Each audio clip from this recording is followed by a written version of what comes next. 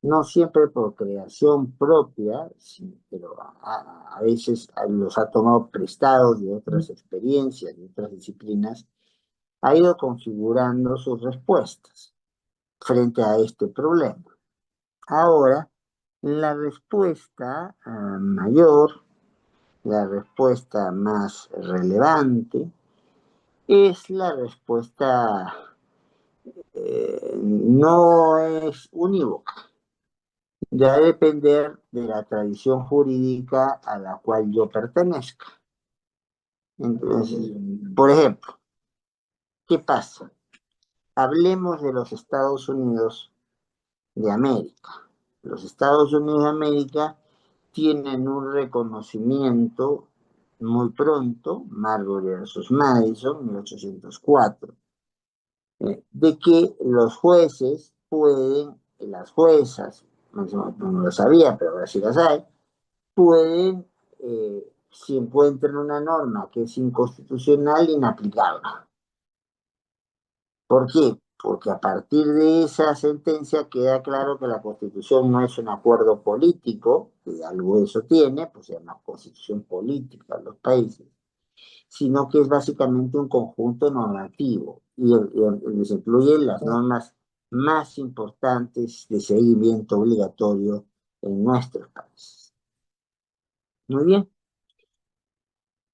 Esa es la solución y queda muy claro entonces que la evaluación sobre quien ejerce el poder o no lo ejerce o ejerce para hacer cosas distintas a sus competencias, esa evaluación judicial va a incluir tanto los fines, las motivaciones, lo que yo busco, ¿verdad? Pero va a incluir también los medios. Ahí es lo que nace el examen de razonabilidad. En la razonabilidad importa tener un fin lícito o por lo menos no prohibido por el ordenamiento jurídico, ¿ya? No puedo aceptar a una asociación de alguna cosa rara que aparezca, comienzan a aparecer clones humanos y si quieren estos clones humanos asociarse, yo no tengo mayor prohibición para esto, pero obviamente sí hay asociaciones que no se les va a regular reconocimiento jurídico. Si estamos ante alguna organización criminal como las que tenemos en Lima, Callao, Trujillo, en diferentes partes del país, pues no se les va a dar reconocimiento oficial. Eh, el juez norteamericano, ahora también la jueza norteamericana, sin necesidad de tener un tribunal constitucional, le dieron esta competencia a sus jueces, sobre todo los jueces federales, desde siempre, desde 1804. Y esa perspectiva hace que se resuelva el problema interdicción de la arbitrariedad ingresando a un análisis de fines y medios. Esto no pasa en el caso de europeo, menos en Europa continental. En Europa continental lo que van a asentarse son las consecuencias de las revoluciones burguesas y sobre todo la Revolución Francesa. Había un rey absoluto, muy pocos casos de reinas, un rey absoluto, el cual acapara todo el poder y al acaparar todo el poder se le termina sancionando. Se le termina sancionando como sacándole el poder a las buenas o a las malas. ¿Ya?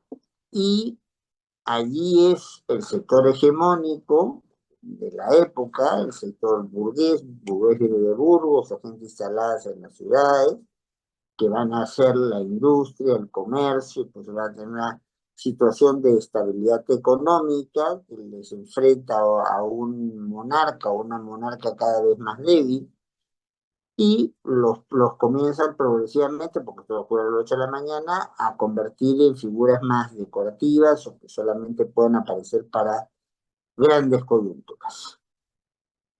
Entonces, pero la evaluación de qué es lo justo en ese escenario es la evaluación de la voluntad general, y la voluntad general está representada por los parlamentos, porque en los parlamentos está el grupo mayoritario, los grupos intermedios, y está el grupo que llegó con las justas y salvó la excepción.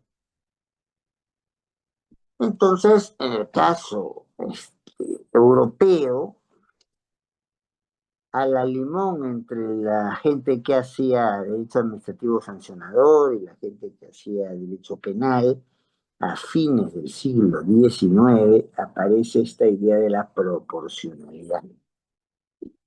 Y en proporcionalidad no va a haber una evaluación de fines, sino va a haber una evaluación de medios. Entonces, ¿qué quiero decir con esto?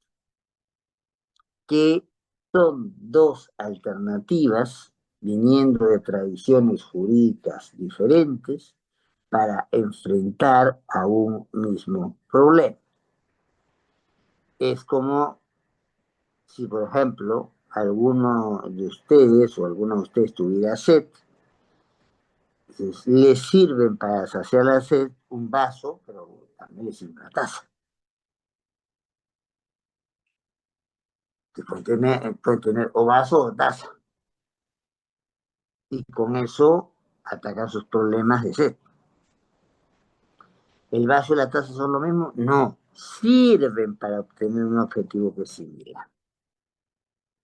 Es una cosa distinta. ¿Cuál es el gran problema que ocurre en el Perú? En el Perú no se había contemplado ni una cosa ni la otra. En el Perú teníamos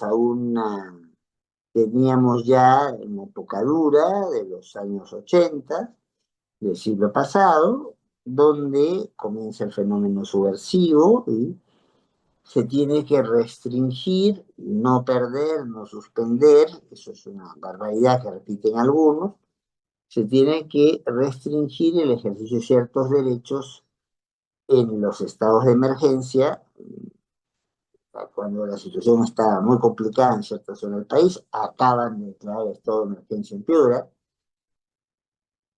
y en esos casos hay la restricción del ejercicio de cuatro derechos. Uno de ellos es libertad de reunión, claro. Si ya estás queriendo enfrentar a un fenómeno como Sendero, que se junte un grupo de gente, puede ser que se junte para otras actividades, pero podría ser que se esté juntando precisamente para poder realizar un acto terrorista. No hay manifestaciones, o no debiera haberlas, salvo que haya permisos especialísimos para el caso.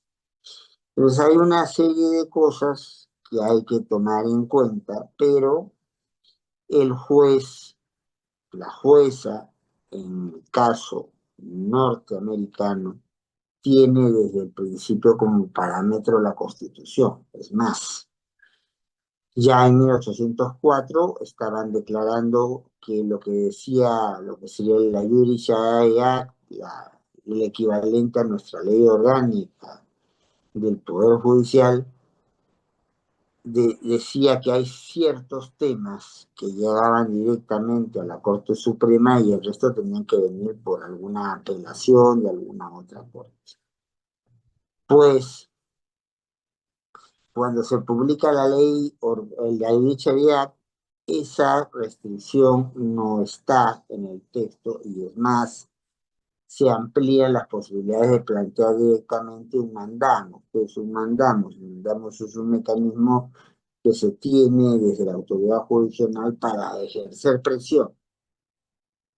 Primo hermano de nuestro proceso de cumplimiento, digamos, primo hermano mayor de nuestro proceso de cumplimiento. Y ahí tenemos dos visiones distintas, una donde la administración lo que va a hacer es tratar de completar, tratar de adornar, pero el edificio con sus cimientos van tal cual. En cambio, para la otra posición, estamos hablando de un escenario distinto. ¿Qué pasa en el Perú? En el Perú, primero, con los estados de excepción, al tema que estaba refiriéndome, va a haber un pleito un pleito entre dos personas, aparentemente amigas, se van a tirar unos tragos y parece que con los tragos pierden el control de ellos como personas y discuten y termina uno de ellos, entonces, matando al otro.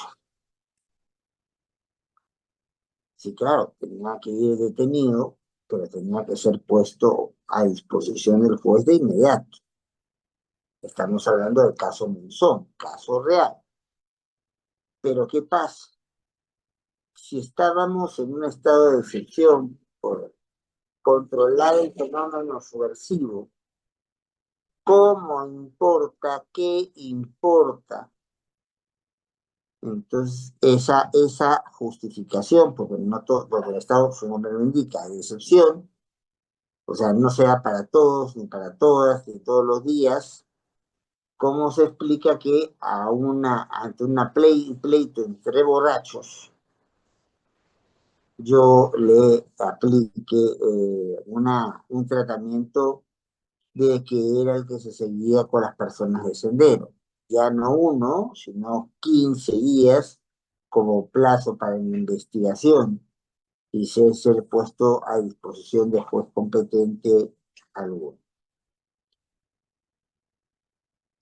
Y claro, entra ante el caso, hay que resolver el caso, la Corte Interamericana ha dicho que en los estados de excepción, como en toda decisión de poder, tiene que haber razonabilidad, y así es como se consagra la razonabilidad en el Perú.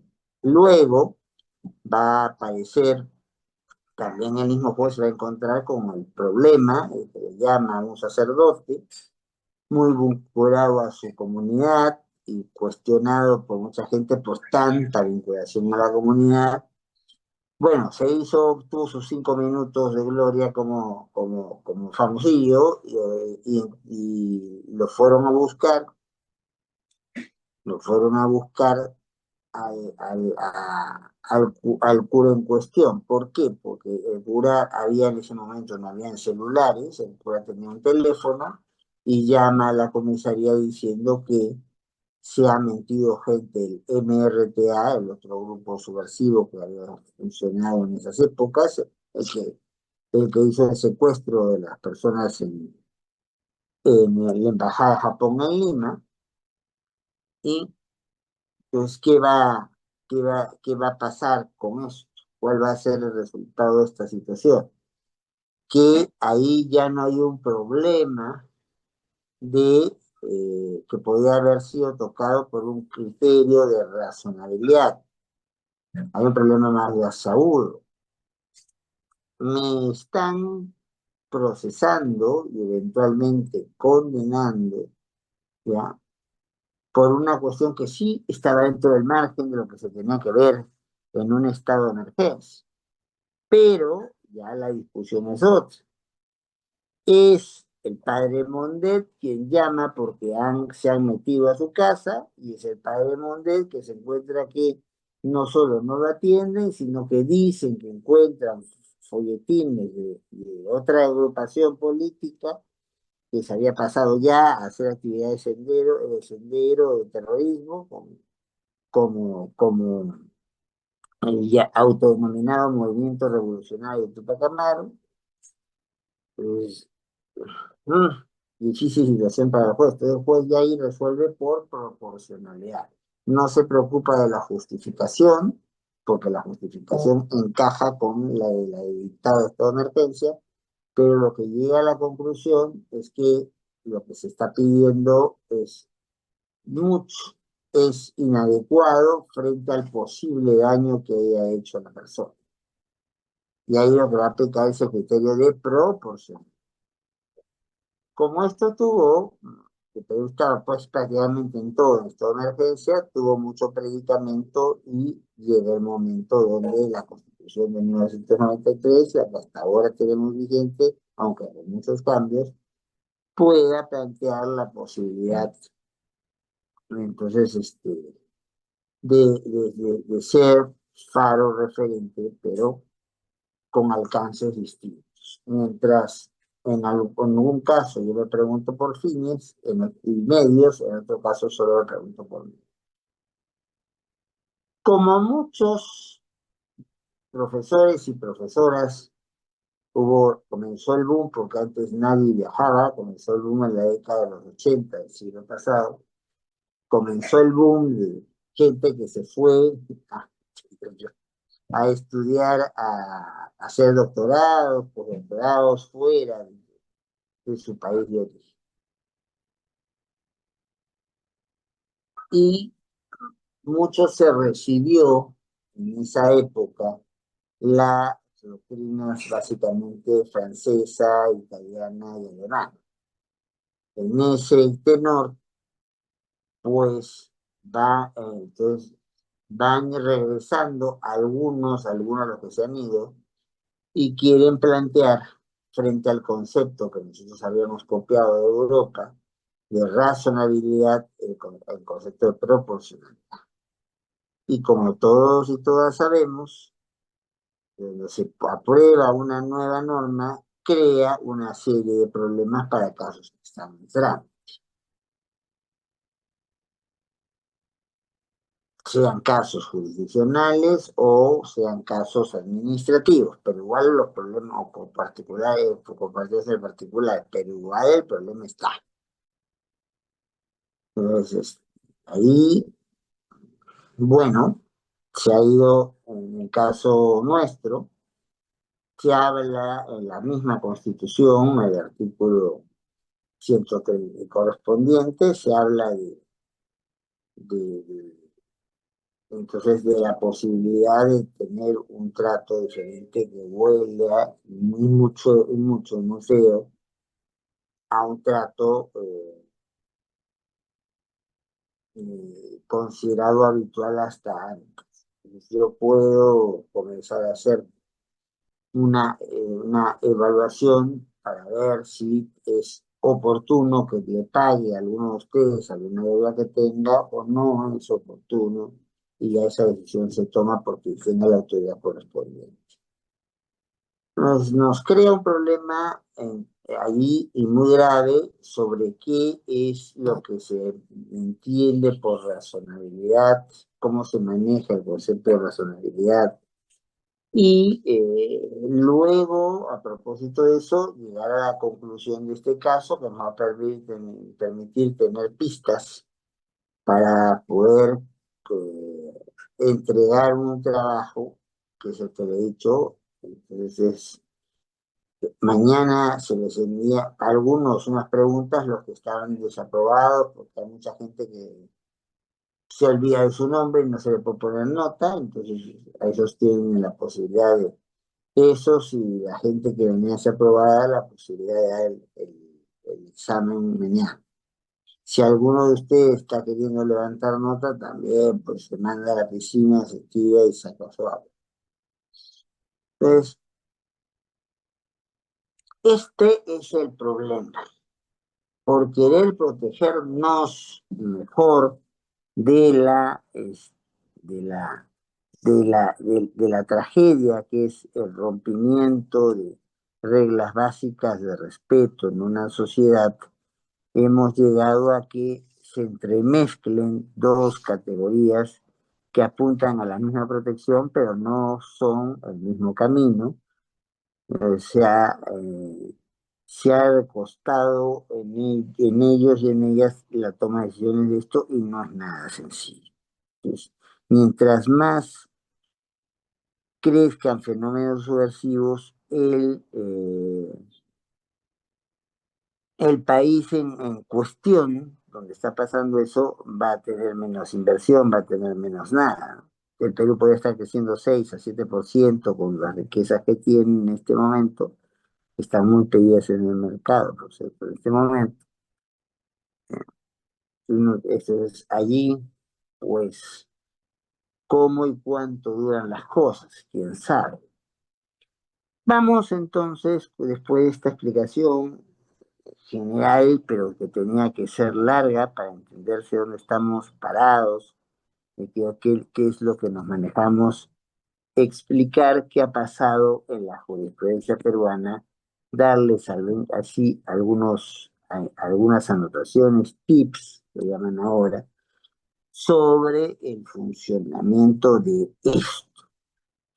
Eh, Comencemos con lo más fácil, que es la proporcionalidad. En la proporcionalidad, no, yo no discuto, porque el juez del siglo XIX, a fines, no le discutía pues ni a los políticos ni a lo que el equivalente de la Corte Suprema de su época. Hacían su trabajo jurisdiccional y poco más. Cuando se les comienza a atacar, pues, injustamente, además de las veces, lo que van a jugar es a tirarse abajo la norma que está restringiendo sus derechos. Hemos tenido pues montones de casos de ejercicio contra nosotros. ¿Qué quiere decir eso? Que el caso, la otra parte lo perdió, que lo que yo traía en esa canacita, que me vieron entrar al local, eso es lo que se podría aplicarse, eso es lo que podría servir,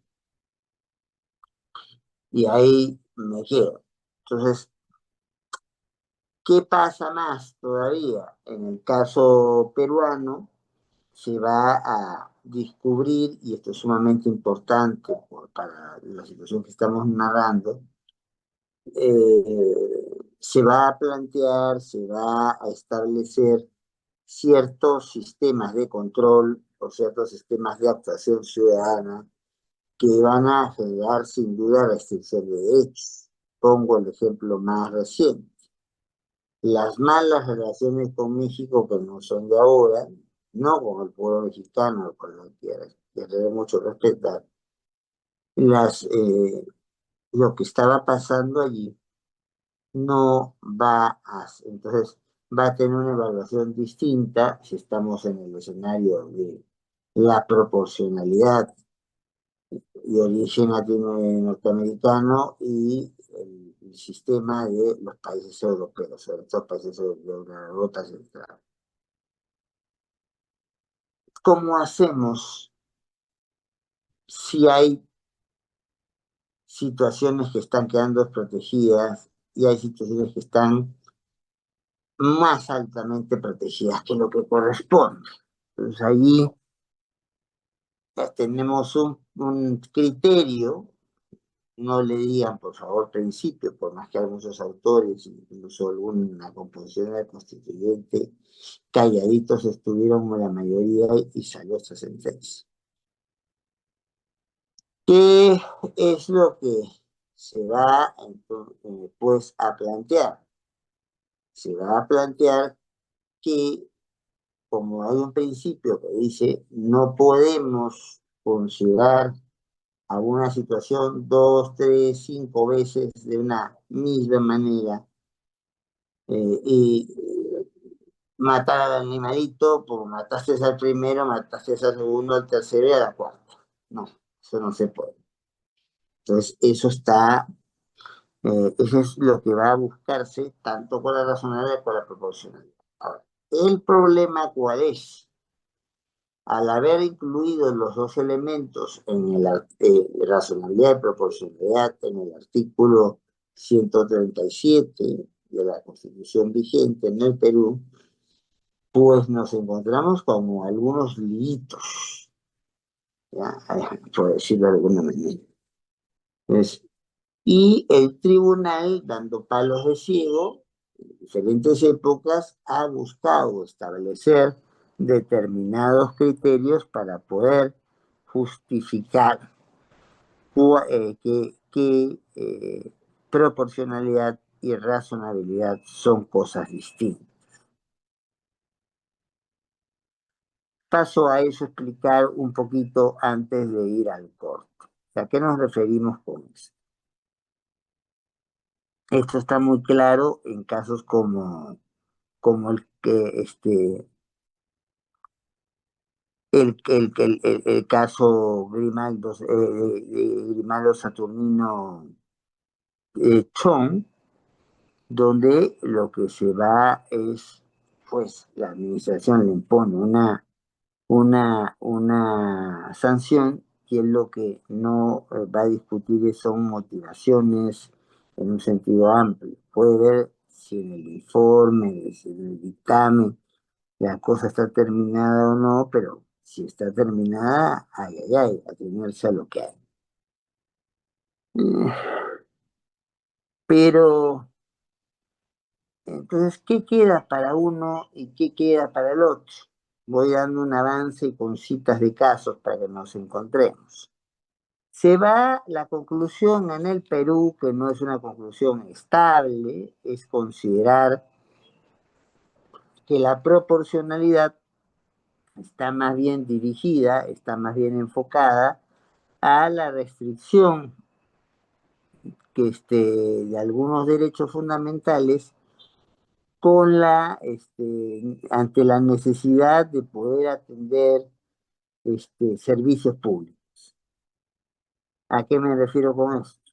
Bueno, no sé si por televisión se habrá visto, porque gente que todo el país, ¿ya? Y felicito la convocatoria del Colegio de Abogados de Cajamarca, porque estamos de lleno completo a pesar de ser sábado de la mañana.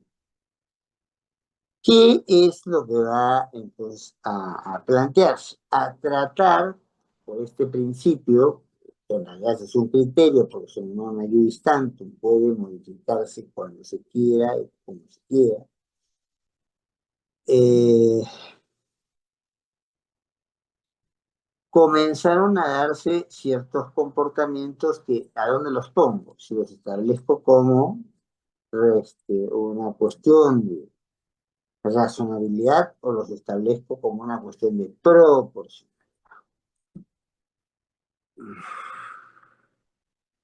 Se quiere enfrentar así el problema de con los más grandes, se quiere asegurar así una sociedad democrática, o a eso apunta el vigor que están adquiriendo estos espacios que si por fuera por otros, a otros más que están pensando o la que están pensando, hubiera habido un consenso en eso, estaría irremediblemente encontrándose uno en la ciudad X, como no quiero culpar a nadie en particular, pues haciendo lo que no se le ha mandado como instrucción, y aun cuando se le ha mandado como instrucción, es una restricción indebida. Entonces, el tribunal lo que va a hacer es en algunos casos, y no con sistemática. Aquí el tribunal ha dicho algunas veces que proporcionalidad, razonabilidad e incluso ha hablado de elementos probatorios obtenidos. Entonces aquí el tribunal se va a cuidar. El tribunal va en algunos casos mezclar los tres conceptos, en algunos casos lo que va a haber es un feroz enfrentamiento con la Corte Suprema, porque le va a decir, ¿sabes qué? Alguien que creo que lo conoces le va a decir, se está utilizando entonces están utilizando los bienes del Estado, la persona está rasca y baila, ¿no? Entonces, se van a plantear casos como este. Va un caso muy importante, probablemente el más antiguo de los que se puede haber rastreado al respecto, es el caso Cagliari Erazo, pues hemos hablado en otros cursos. El habeas corpus ahora no es para lo que el proceso de amparo no es para lo que uno quiera, sino para proteger todos los derechos en contexto general. Y bueno, queda muy claro que por ahí no van por ahí no van los tiros. O sea, no encaja esta situación del todo a ver cuestiones peruanas, ¿no? Cagliari no llega antes que los precedentes, pero bueno, ya los precedentes la cosa se pone más sustanciosa sobre este tema. Y lo que va es aclarar en la sentencia que estamos analizando, va a aclarar varias cosas. Pero bueno, va a decir que para ellos razonabilidad y proporcionalidad son lo mismo, son dos mundos distintos, él con su pareja y el otro sabe Dios con quién, pero bueno, ahí están. Eh, entonces se va a plantear lo racional, lo que es actuar de acuerdo con la lógica cotidiana, o sea, se va a distinguir eso con la lógica, digamos, planteada por la entonces esposa, vamos a dar fiesta, vamos a tal sitio para que te manejes mejor, volviendo con más fuerza, pero pues eso no se dio, eso no pasó, y hemos tenido sentencias como, por ejemplo, este caso que ya he mencionado, el caso de Calegari, donde en realidad no le dan la razón a Calegari, pero es el proto antes de crear el nuevo derecho de edad. Y que es una publicación que hacemos desde el grupo todos los viernes, y alguien hasta ahora ya estamos al viernes de la semana pasada y no ha sido cumplido con Carlos acá. Entonces, se va, el tribunal entonces va a decir que en el caso de de Caligari Erazo, como recordarán, es una detención arbitraria hecha por la policía, eh, y el tribunal fue a absolverlo a Fernando Bosch, Medicinal Bosch, y no, entonces pone R con R, yo no pongo viceministra, que la señora Boluarte pase al viceministerio. La señora Boluarte pase a la presidencia de la República, que haya cambios en el gobierno, ups, hasta que pasó lo que ha pasado con ella hace muy pocos días y ha tenido que dejar esa presidencia y se ha nombrado una persona que lleva a terminar el mandato. Bien, entonces con lo cual, razonabilidad para el tribunal, si es el caso Calegari, solamente tendría importancia o la justificación de una defensa, que lo que tuvimos en esa sesión fue para poder estos temas fue un desastre, entonces, con otros grupos no entendían la lógica. Y aquí lo que va a meditar es, pues, seguir peleando para que no te confisquen el bien, sino por lo menos que te den una cantidad de dinero que de alguna manera sea un contestatario o contestataria importante, ¿no? O mejor posicionado, pero eso va y te van a dar el recibo, vas y con eso va a hacer la gestión para pagar ya sea con cárcel, para pagar ya sea con multas, pero hacer la gestión para que la persona que se le acusó de violación y no quisiera pagar lo suyo, pues lo pudiese hacer. Casos importantes en la razonabilidad que lo que va a buscar es preservar, lo que va a buscar es dar mayores esfuerzos al jefe de departamento para así asegurar que en realidad ya hay un grupo claramente establecido que manda y no busquen a 400 para una asamblea para que digamos que no. Entonces, ahí se va a abrir la puerta para esto. En el mismo sentido del caso inicial, el caso que hemos planteado de Margo y sus comentaristas más notables, está también planteada la discusión sobre si puede haber visitas, puede establecer visitas en una clínica cuando quiera o como quiera, donde pueda. Entonces aquí ya va a haber un problema sobre la razonabilidad de la medida. Si finalmente no se le hace algún daño, es más, la hermana es una cuestión sentimental, mm, ahí nos vamos manejando. Entonces, la razonabilidad en este contexto va a ser básicamente una técnica, no una ley. Eso ha salido de alguna mano del Ministerio de Economía, pero una mala mano. eh, entonces a la gente no se le entrega toda su plata. Ha habido 8 corridas de remesas en el MEF. Han dicho, no, acá tengo que ajustar mis pantalones y meterme en la cancha. Ya no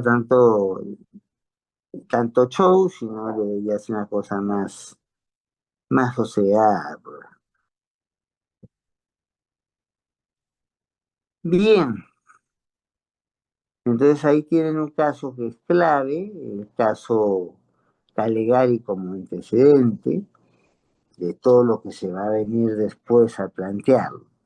En este contexto, razonabilidad sería más bien preguntarse qué ha hecho.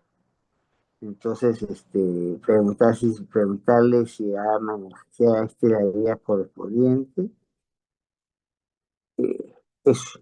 Entonces tiene que determinar con quién estoy y qué es lo que hace para ver si está implicado en un comportamiento delictivo. Después tenemos el caso de entonces el caso del, eh, del distrito limeño de San Isidro.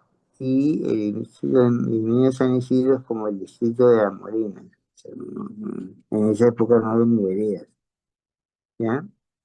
Eh, entonces, esto creaba situación de dificultad para algunos. Alguien le hablaba incluso de tratos transparentes, pero de hecho no puedes tener las luces prendidas ahora. Está claro, está claro. Inédito. Ya, tenemos otro caso donde está planteado el problema, que es el caso, de Carlos Andrés Grimaldo, que lo que va a plantear él es lo que pasa con muchos deportistas que ya están para entonces el retiro.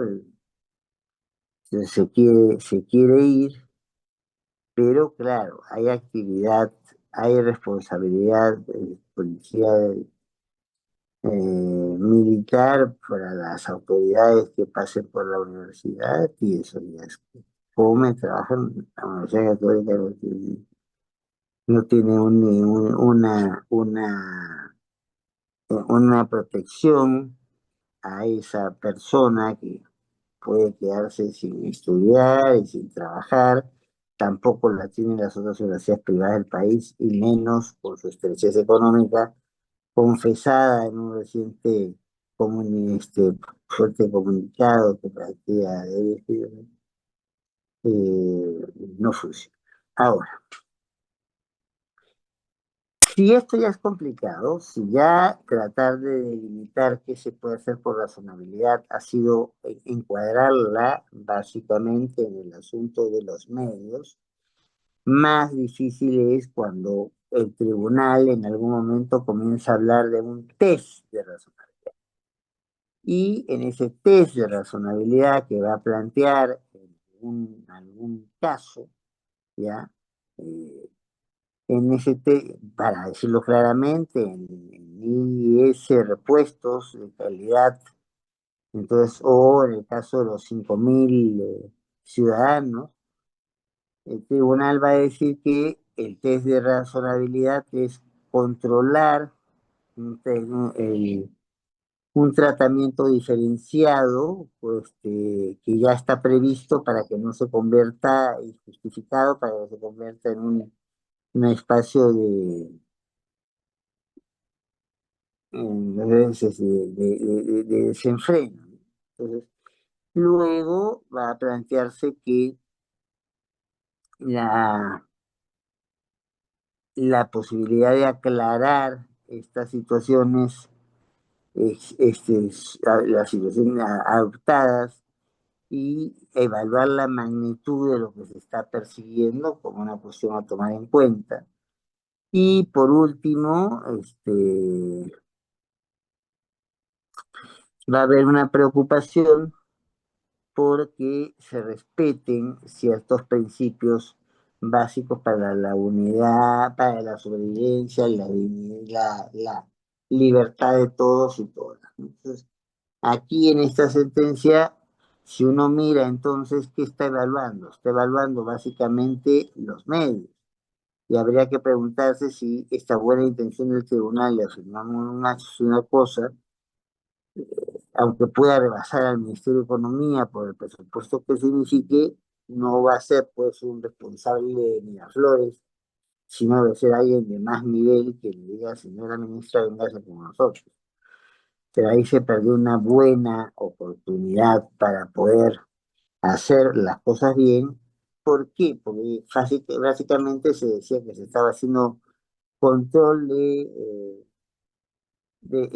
razonabilidad y lo que estaba haciendo era puro y duro entrar al caso correspondiente, ¿no? Entonces, así estamos, así hemos estado y me temo que vamos a seguir así por un buen tiempo. Esto genera una tremenda inestabilidad. Voy terminando para poder hacer después un corte con ir aterrizando ya más todavía, porque hemos visto, como he ido mencionando, casos donde salen las cosas para que ustedes después puedan investigarlos, revisarlos. Eh,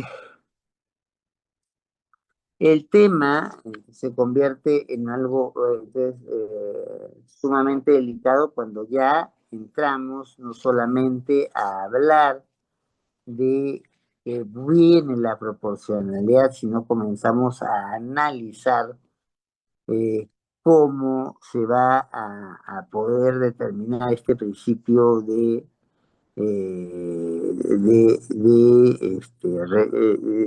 proporcionalidad. Entonces, allí tenemos algunas respuestas. Y la respuesta principal es la respuesta de el triple método, el triple juicio, el triple escenario. ¿A qué me refiero con esto? Para determinar si un bien es un bien que pueda, su limitación, su traslado, pueda considerarse el traslado a otras personas, puede considerarse conforme a derecho frente a cualquier riesgo o sea, amenaza de la violación de un derecho fundamental. Lo que se va a hablar es, vamos a tener, no lo podemos hacer de cualquier manera, tenemos que contar con medios proporcionales. ¿Y eso qué implica? Tratar de determinar si existe una relación entre quien va a hacer la evaluación de la situación y quien es abonado.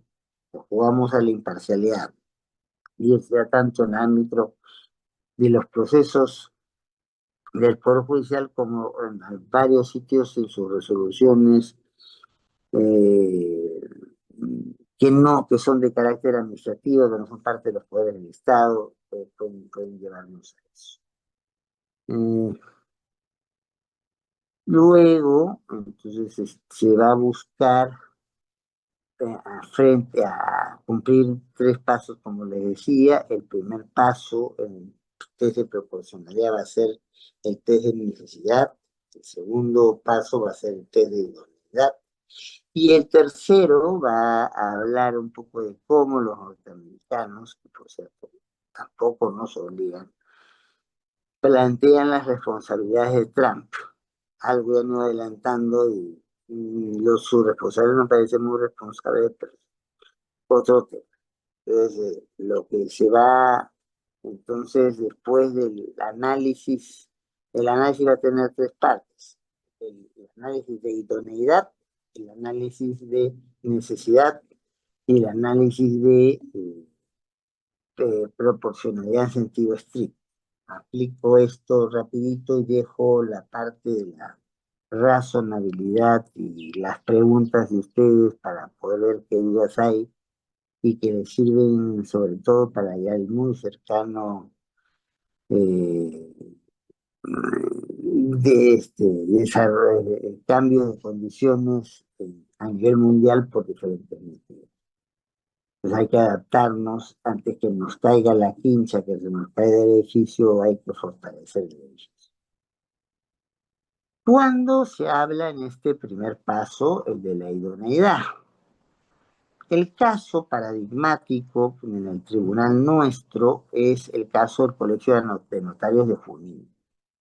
Allí se va a decir que lo primero que hay que hacer para determinar si algo es proporcional es que la medida, el acto de limitación del derecho constitucional tenga una finalidad constitucionalmente permitida, ojo, no prevista, sino que en la norma, sino que no esté prohibida y que es una actividad relevante.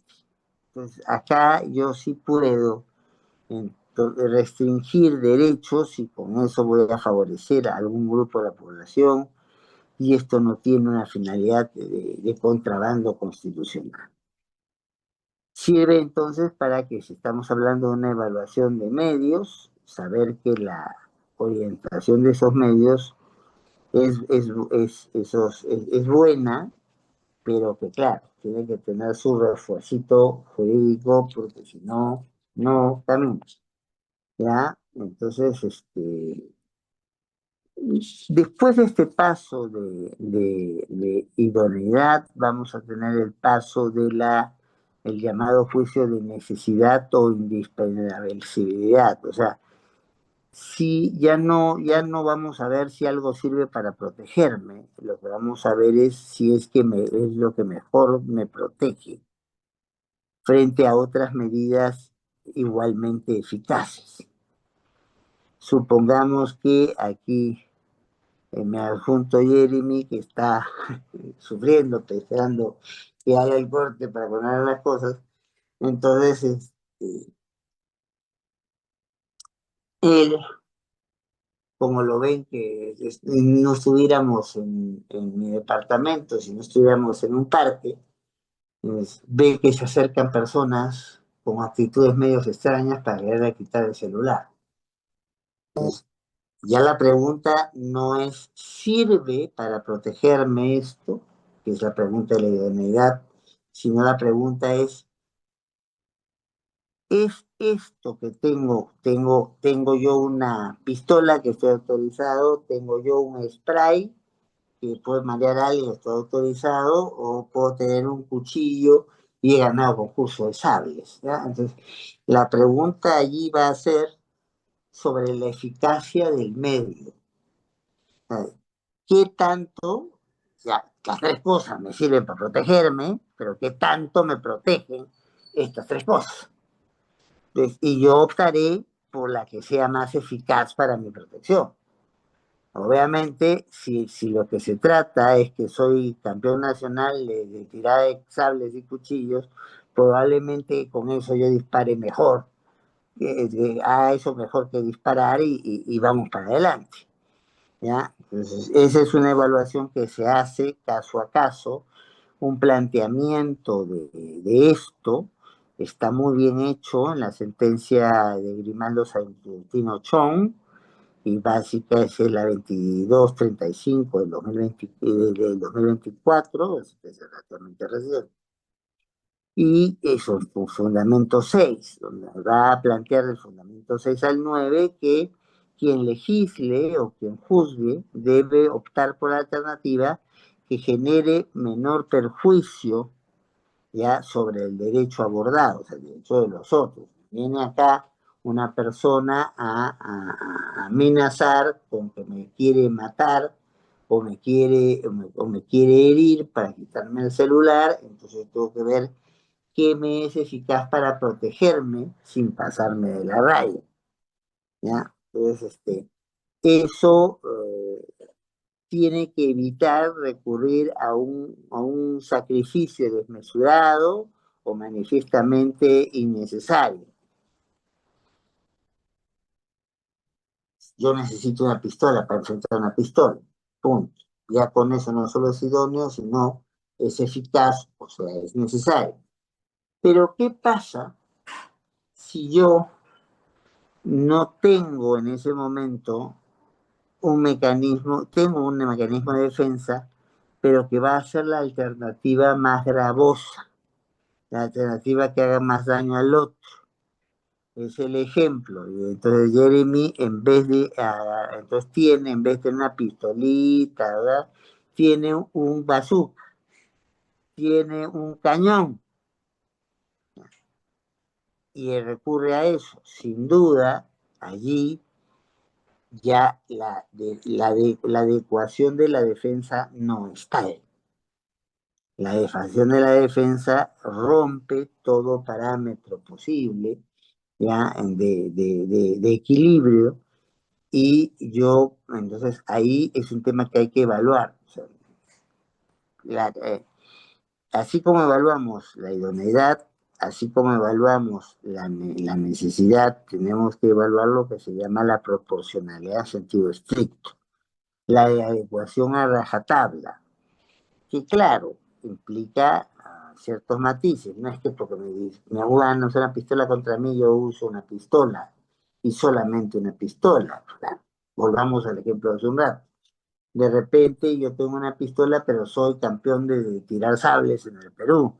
Entonces, no, entonces, obviamente, antes que la otra persona quiera disparar, no queda ni el recuerdo porque lo llevan a sablazos.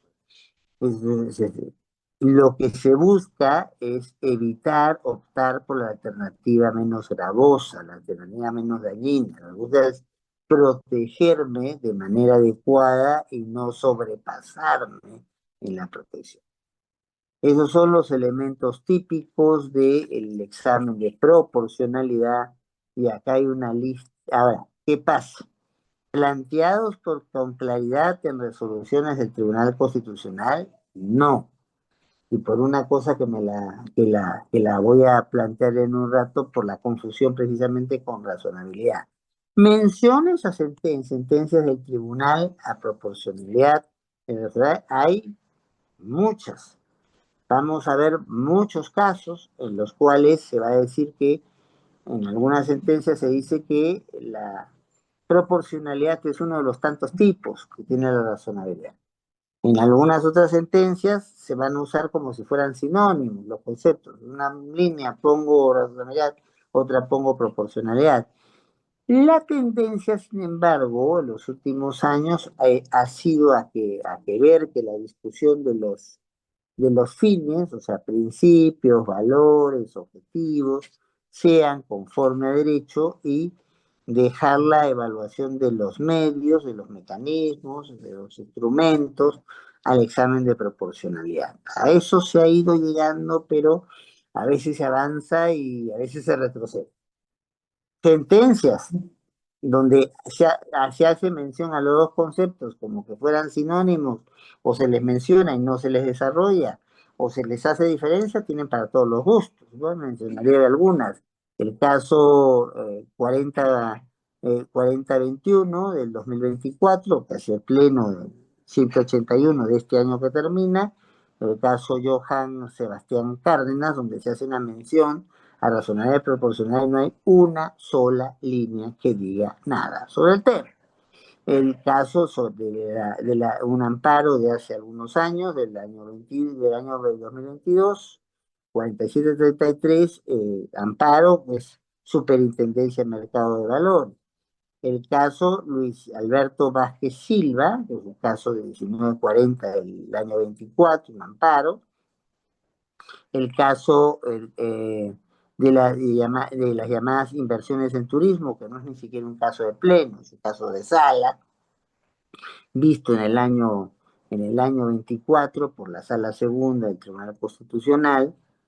También la Sala Segunda tiene un caso sobre un personaje bastante conocido, el ex ministro y hoy rector, parece que por mucho tiempo más, de la Universidad San Martín de Porres, José Antonio Chán Escobedo.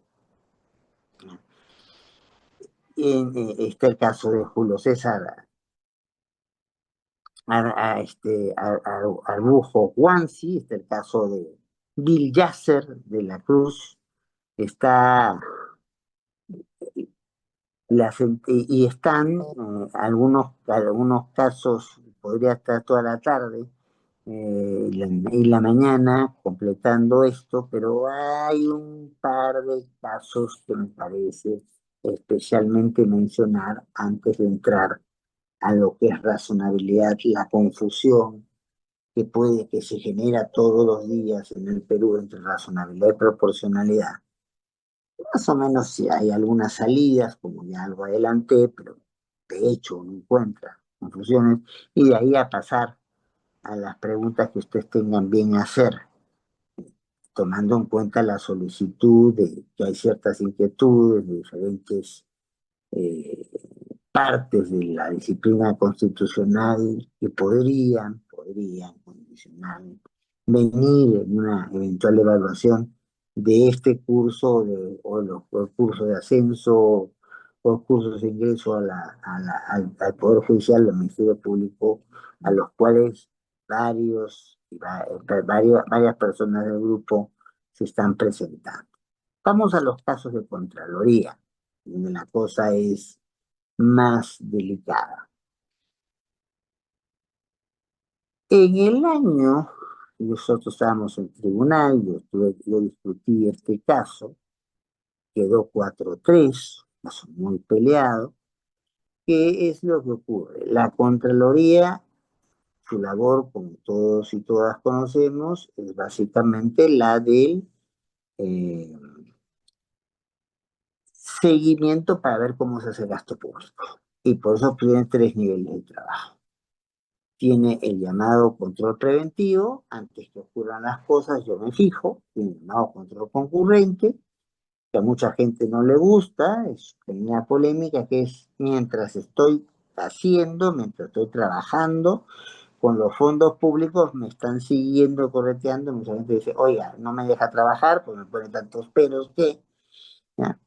Pero claro, entonces, y el control reparador, que viene después, para los que han estado, o las que han estado en la administración pública, van a entender, se hacen observaciones, ya esas observaciones uno tiene que responderlas y se van a hacer recomendaciones que en los hechos no son recomendaciones, son órdenes, ¿ya? Y ahí tiene uno que actuar, en ese margen tiene uno que actuar.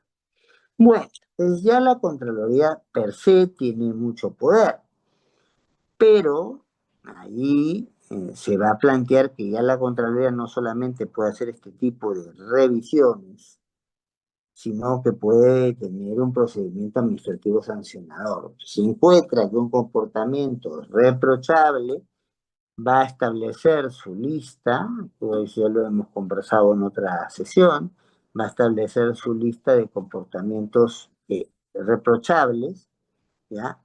O a través de la norma correspondiente, dictada en tanto y cuanto sea autoridad competente, principio de legalidad. Esa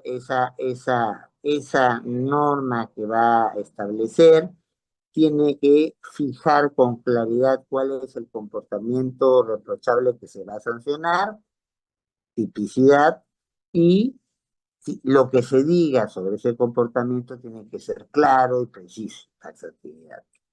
Ahora, también hay que tomar en cuenta, y ahí va la proporcionalidad, pero la proporcionalidad por otro, en otra de sus facetas, obviamente en la facultad sancionadora, si yo me robo una manzana, no me van a mandar pues a la cárcel 15 años. Tiene que haber una adecuación,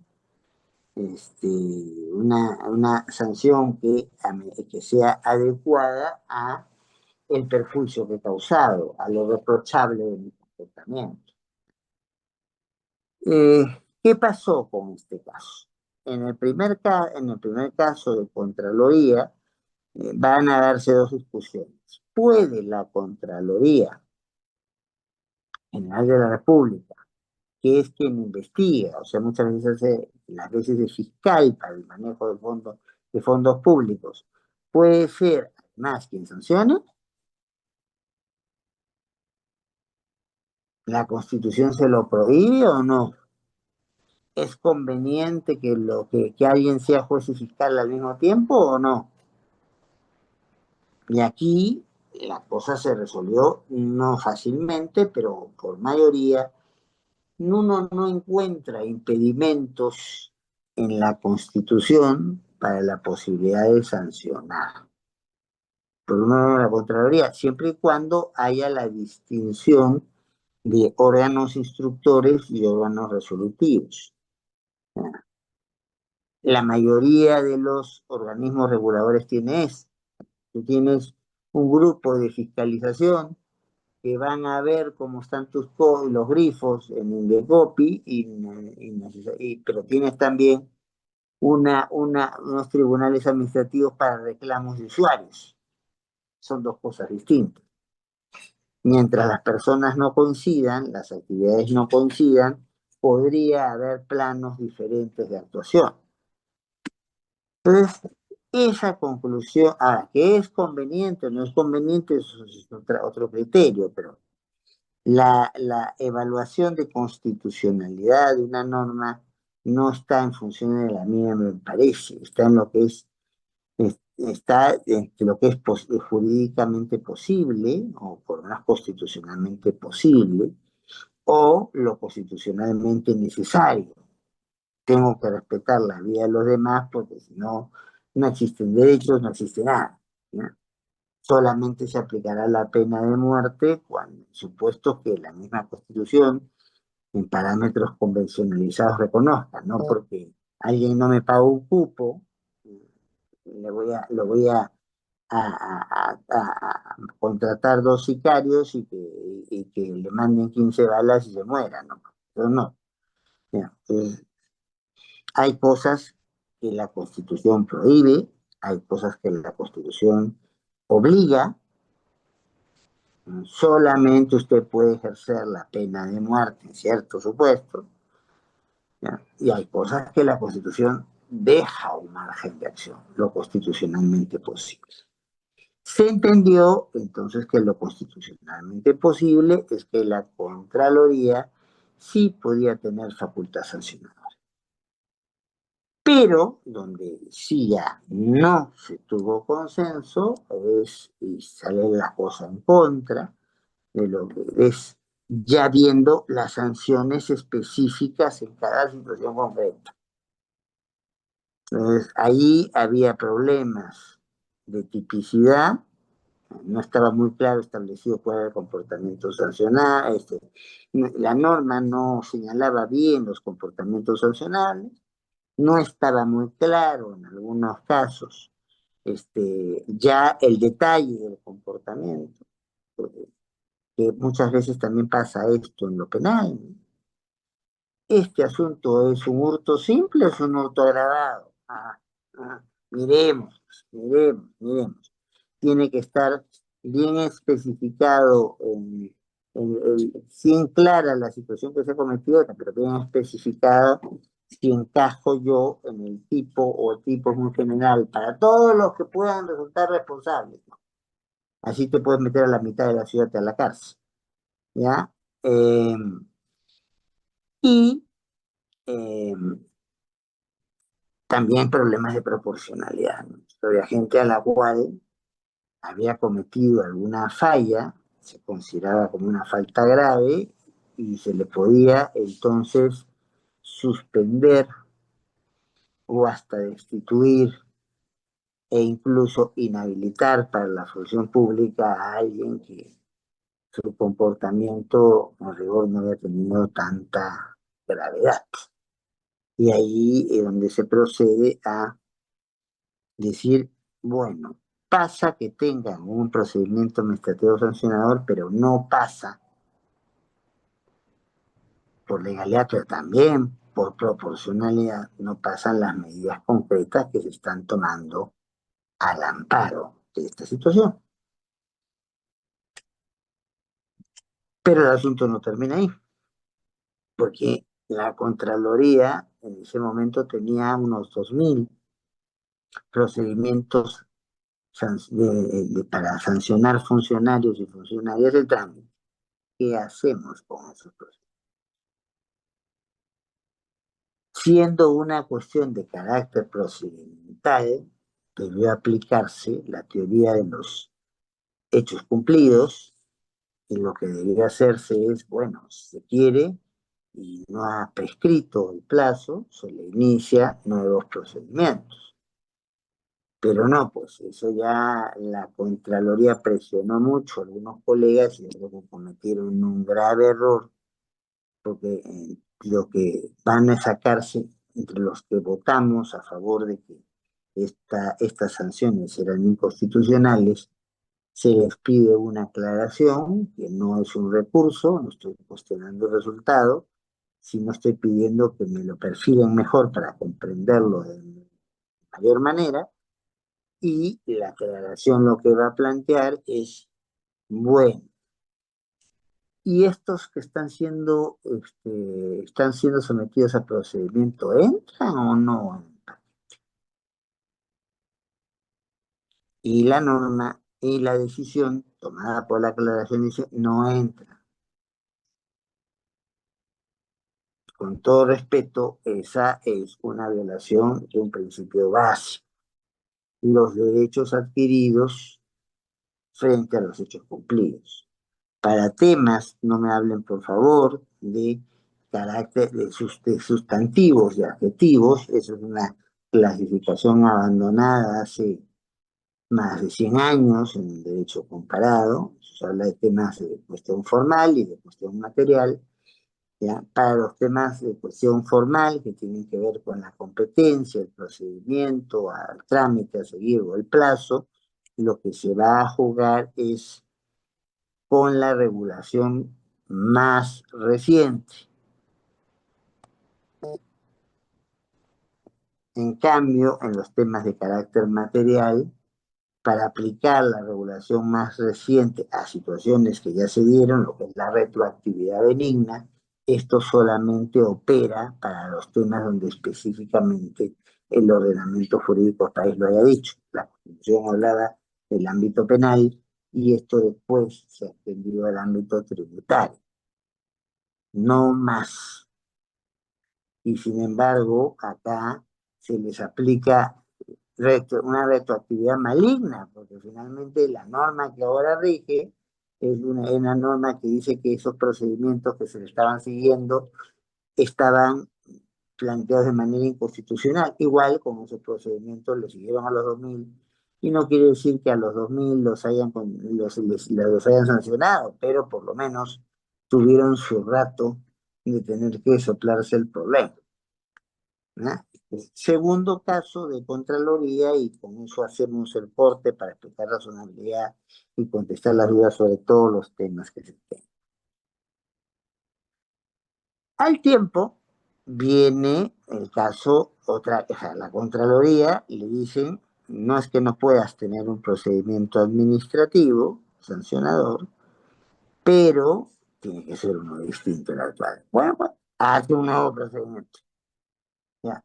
Y ese nuevo procedimiento también es cuestionado por proceso de inconstitucionalidad. Porque la Contraloría plantea una pauta de procedimiento, pero esa pauta tiene que ser acogida por el Congreso y sale con el rango de ley. El Congreso acoge, entonces los pequeños cambios la lanza, pero hay todo un sector que considera que esto es inconstitucional. Y allí sí hay una posición en líneas generales contraria a reconocer que la potestad sancionadora de la Contraloría, lo cual nos tiene en esta época en un lío muchísimo más grande, ¿no? ¿Sabe? si me pueden o no me pueden sancionar por el momento de la aplicación de la norma, ¿ya? Y hay algunas críticas puntuales a las sanciones en sí como han sido planteadas.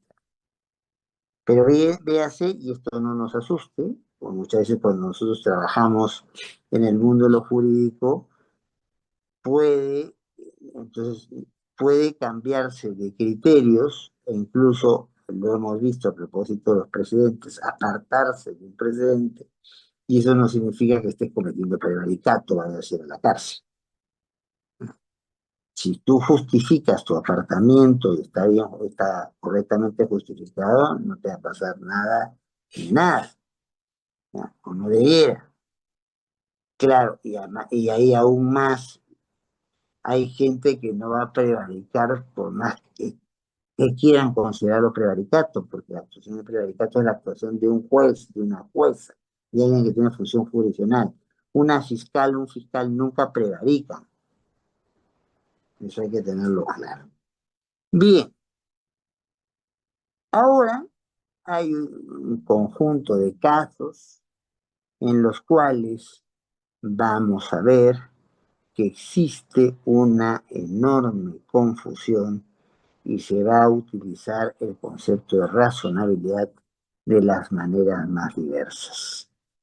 Terminando eso, como hemos visto, yo les sigo planteando experiencias concretas, casos específicos, paso a, con todo el mayor gusto, me alcanzaron algunos balotarios de evaluaciones anteriores, pero claro, ninguna de esas preguntas va a estar. El estilo de preguntas sí puede ser parecido, pero ninguna de esas preguntas va a estar. Yo prefiero que sean preguntas de ustedes, las inquietudes que tengan ustedes dentro de la materia, las que yo puedo contestar. Pero nos tomamos, son 10:26, un descanso de unos 10 minutos. Muchísimas gracias. A usted, doctor Eloy, por acá estaremos. 10, son Sí, 10, gracias. son 10:26, 10:36, 10:40, punto. Gracias. Gracias, doctor. Gracias, doctor.